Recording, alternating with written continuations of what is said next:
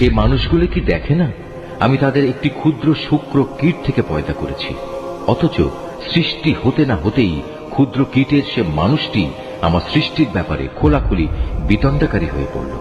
সে আমার সৃষ্টি ক্ষমতা সম্পর্কে নানা কথা রচনা করতে শুরু করল এবং একসময় সে লোকটি তার নিজ সৃষ্টি কৌশলী ভুলে গেল। সে বলল, কে মানুষের এ হাড় পুনরায় জীবিত করবে যখন তা পচে গলে যাবে? হে নবী, তুমি এদের বলো, হ্যাঁ, তাতে প্রাণ সঞ্চার তিনিই করবেন যিনি প্রথমবার এতে জীবন দিয়েছিলেন এবং তিনি সমস্ত কিছুর সৃষ্টি কৌশল সম্পর্কে সম্যক অবগত রয়েছেন।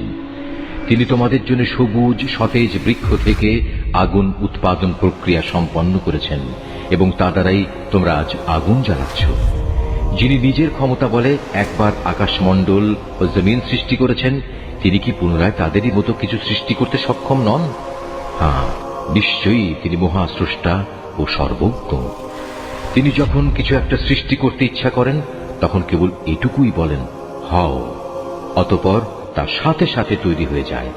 অতএব পবিত্র ও মহান সে আল্লাহ তাআলা, যিনি প্রত্যেক বিষয়ের উপর সার্বভৌম ক্ষমতার একচ্ছত্র মালিক, এবং তার কাছেই একদিন তোমাদের সবাইকে ফিরে যেতে হবে। وبث الدعاء الخفي